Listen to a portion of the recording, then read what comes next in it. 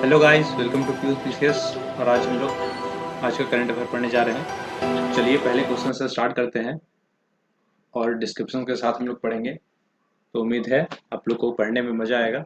चलिए फिर स्टार्ट करते हैं। आज का क्वेश्चन, पहला क्वेश्चन है 28 अप्रैल 2023 को प्रधानमंत्री नरेंद्र मोदी द्वारा कितने एफएम ट्रांसमीटर का उद्घाटन किया गया? ठीक है।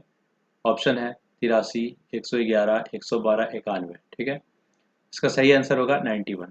क्या होगा? 91। सही आंसर होगा 91। चलिए इसके बारे में हम लोग पढ़ लेते हैं। वीडियो कॉन्फ्रेंसिंग के जरिए 100 वाट के एफएम ट्रांसमीटर का उद्घाटन किया गया। ये ट्रांसमीटर 18 राज्य और 2 केंद्र शासित प्रदेशों में 84 जिलों में स्थापित किए गए हैं। ठीक है। इस कदम का उद्देश्य देश के विभिन्न हिस्सों में रेडियो कनेक्टिविटी में सुधार करना है। क्या है? देश के विभिन्न हिस्सों में रेडियो कनेक्टिविटी की सुधार करना है, इसका उद्देश्य है। ठीक है। चलिए अब नेक्स्ट क्वेश्चन में देखते हैं। केंद्र ने डैश नए सर, सरकारी नर्सिंग कॉलेजों की स्थापना को मंजूरी दी है। कितने नर्सिंग कॉलेजों की स्थापना को मंजूरी दी है?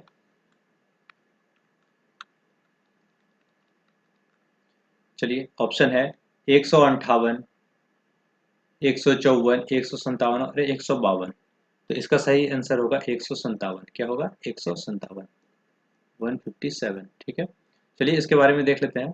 केंद्र सरकार ने देश में मौजूदा मेडिकल कॉलेजों के साथ को लेकर लोकेशन में 1570 करोड़ रुपए की लागत से 157 नए सरकारी नर्सिंग कॉलेजों की स्थापना को मंजूरी दी है। प्रत्येक नर्सिंग कॉलेज की स्थापना के लिए 10 करोड़ रुपए की राशि प्रदान की जाएगी। यानी एक कॉलेज के लिए 10 करोड़ रुपए दिया जाएगा। सबसे ज्यादा कॉलेज उत्तर प्रदेश में, जो कि 27 है, और राजस्थान में 23, मध्य प्रदेश में 14 होंगे। ठीक है। इसके बारे में और कुछ अधिक जानकारी देख लेते हैं। इस सरकार का ध्यान उनकी संख्या में पर्याप्त वृद्धि के साथ गुणवत्तापूर्ण स्वास्थ्य की देखभाल करना और कार्यबल सुनिश्चित करने पर है। मेडिकल कॉलेजों में 2014 से पहले 387 से अब तक 660, लगभग यानी 71% की पर्याप्त वृद्धि हुई है। पहले कितना था? 2014 से पहले था 387 कॉलेजेस और अब हो गए हैं 660 मेडिकल कॉलेज। कितने मेडिकल कॉलेज कितने हो गए? 660।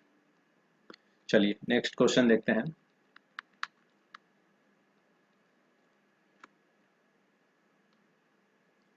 सिटी ब्यूटी कंपटीशन का उद्देश्य city beauty city beauty competition का उद्देश्य क्या है? ठीक है। ऑप्शन है भारत में सतत शहरी विकास को बढ़ावा देना, भारत में सबसे तकनीकी रूप से उन्नत शहरों को प्रदर्शित करने के लिए, शहरों में सबसे खूबसूरत सड़कों को सम्मानित करने के लिए, शहरी विकास की पहल में सक्रिय रूप से भाग लेने के लिए नागरिकों को प्रोत्साहन करना। तो इसका आंसर होगा क्या? शहरों में सबसे खूबसूरत सड़कों को सम्मानित करने के लिए। Option number C. ठीक है। क्या होगा इसमें? शहर में सबसे खूबसूरत सड़कों को सम्मान किया जाएगा। ठीक है। चलिए इसके बारे में पढ़ते हैं, सिटी ब्यूटी कंपटीशन का बारे में। हाल ही में आवास और शहरी मामलों के मंत्रालय द्वारा लॉन्च किया गया city beauty competition portal live कर दिया गया है। ठीक है। तो किसके द्वारा लॉन्च किया गया है city beauty portal competition portal? आवास और शहरी मामलों के मंत्रालय द्वारा। ठीक। देश भर के शहरी स्थानीय निकाय www.citybeautycompetition.in पर एक ऑनलाइन प्रक्रिया के माध्यम से प्रतियोगिता में भाग ले सकते हैं। प्रतियोगिता शहर के सबसे सुंदर वार्डों और सार्वजनिक स्थलों को सम्मानित करेगी। ठीक है। अब उसमें देखते हैं। अब नेक्स्ट क्वेश्चन देखते हैं कि क्या होगा। ठीक। तो नेक्स्ट क्वेश्चन है, हाल ही में नीति आयोग द्वारा जारी रिपोर्ट का शीर्षक क्या रहा है? ठीक है। तो ऑप्शन देखते हैं। आहार में बाजार को बढ़ावा देना, भारत में स्वस्थ आहार को बढ़ावा देना, सतत कृषि के लिए उन्नत प्रौद्योगिकी, इनमें से कोई नहीं। तो इसका सही आंसर होगा आहार में बाजरा को बढ़ावा देना। आहार में बाजरा को बढ़ावा देना। इसका सही आंसर क्या होगा? आहार में बाजरा को बढ़ावा देना। Option A. ठीक है। ए ऑप्शन सही आंसर होगा। ठीक है। अब इसके बारे में हम लोग देख लेते हैं, नीति आयोग और उसके रिपोर्ट के बारे में। रिपोर्ट के 3 विषय हैं। ठीक है। पहला विषय जो है राज्य मिशन और बाजरा को बढ़ावा देने के पहल है। दूसरा मिशन है ICDS में बाजार शामिल करना, बाजरा शामिल करना। नवीन और तीसरा है नवीन प्रथाओं के लिए अनुसंधान और विकास प्रौद्योगिकी का उपयोग करना। ठीक है, नवीन प्रथाओं के लिए अनुसंधान और विकास प्रौद्योगिकी का उपयोग करना। अब देखिए, रिपोर्ट आहार में बाजरा को पुनर्जीवित करने के लिए एक मार्गदर्शक भंडार के रूप में कार्य करती है। ठीक है, अब हम लोग नीति आयोग के बारे में कुछ देख लेते हैं, क्या है कैसे है। नीति आयोग के बारे में, नीति आयोग भारत सरकार के शीर्ष सार्वजनिक नीति थिंक टैंक के रूप में कार्य करता है। किस रूप में? थिंक टैंक के रूप में कार्य करता है।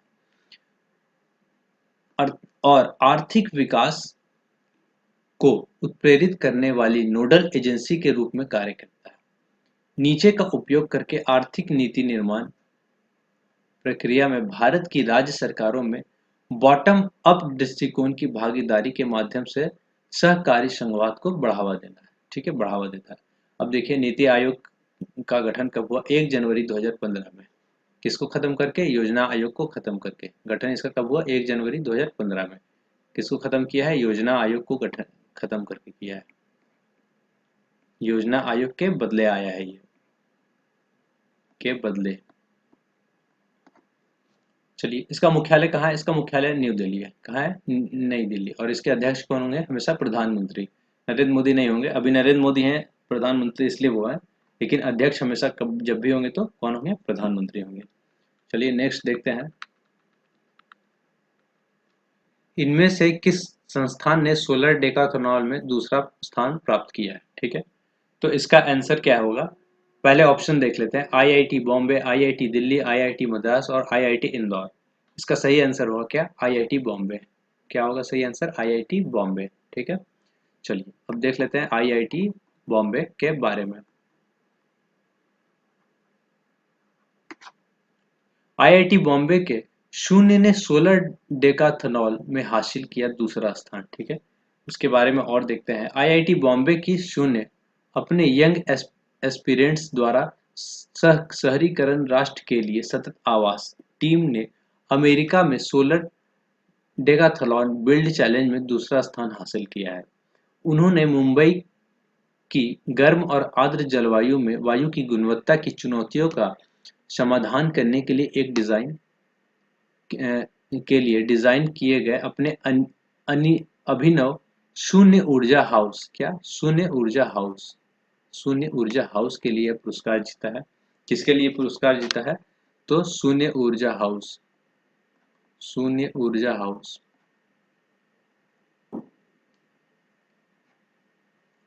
ठीक है, यह दुनिया भर की 32 टीमों में से इस प्रतियोगिता में भाग का प्रतिनिधित्व करने वाली एकमात्र टीम थी। दुनिया भर में टोटल 32 टीम भाग लिया था, जिसमें से ये भी था।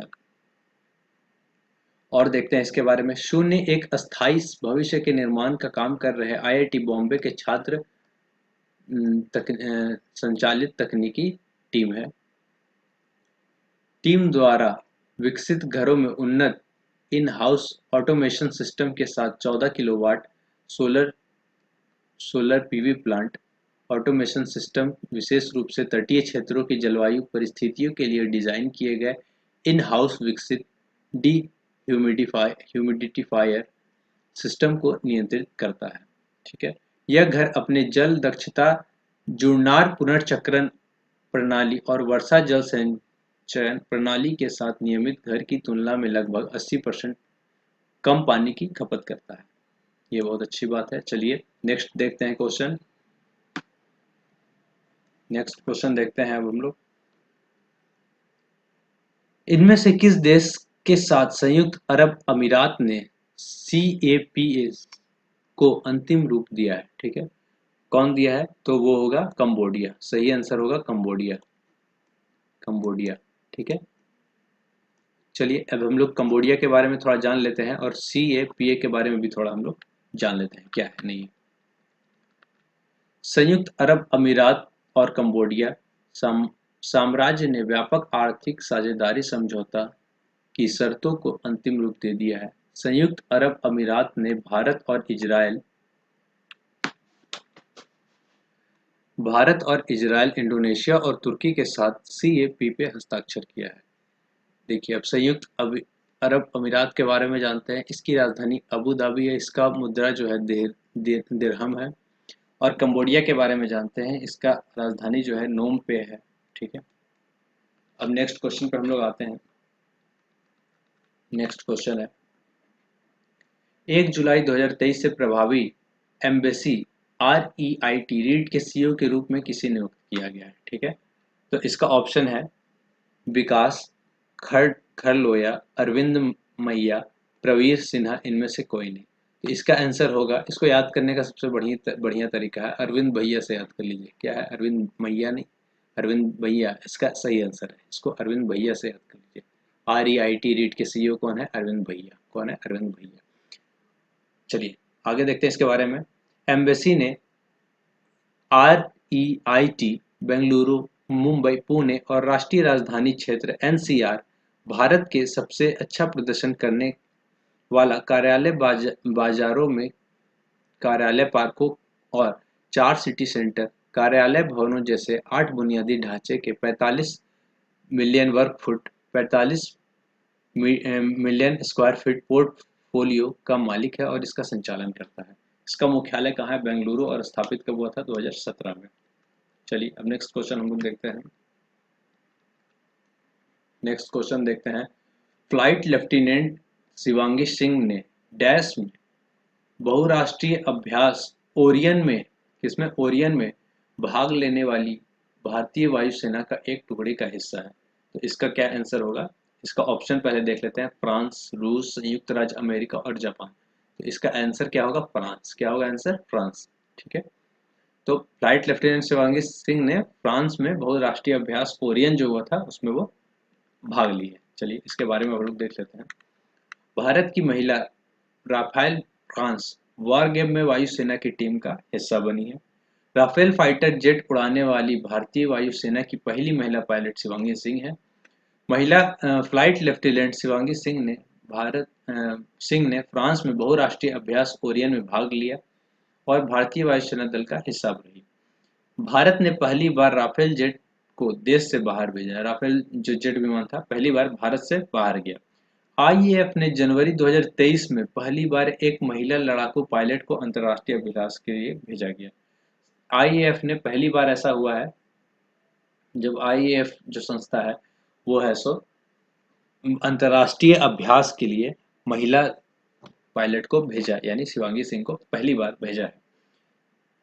फ्लाइट लेफ्टिनेंट शिवांगी सिंह ने 2017 में भारतीय वायुसेना में शामिल हुई और उन्हें आईएएफ में महिला लड़ाकू पायलट के दूसरे बैच में शामिल किया गया। राफेल उड़ाने से पहले फ्लाइट लेफ्टिनेंट शिवांगी सिंह ने मिग 21 बाइसन उड़ाया था। क्या? मिग 21 बाइसन उड़ाया था। ठीक है। नेक्स्ट है 2020 में फ्लाइट लेफ्टिनेंट शिवांगी सिंह एक कठोर चयन प्रक्रिया के बाद राफेल पायलट के रूप में चुने जाने के बाद राफेल उड़ाने वाली पहली महिला फाइटर बनी है। ठीक है। अब चलिए नेक्स्ट क्वेश्चन हम लोग देखते हैं। हमारा नेक्स्ट क्वेश्चन है, आईआईटी गुवाहाटी के शोधकर्ताओं ने नैनो क्ले का उपयोग करके क्या डिजाइन तैयार किया? तो आईआईटी गुवाहाटी जो है वो सबसे पहले देखिए कौन बनाया नैनो क्ले का उपयोग करके क्या बनाया है। ठीक है। ऑप्शन पढ़ लेते हैं हम लोग। ठीक, एक नॉन स्टिकिंग नॉन वेंटिंग लिक्विड मार्बल, एक नए प्रकार का नैनो रोबोट, एक स्व सफाई सतही सामग्री, ऊर्जा भंडारण के लिए एक प्रकार की नैनो सामग्री। तो आईआईटी शोधकर्ताओं ने नैनो क्ले का उपयोग करके एक non sticking non waiting liquid marble बनाया है। ठीक है। इसका सही आंसर होगा ए।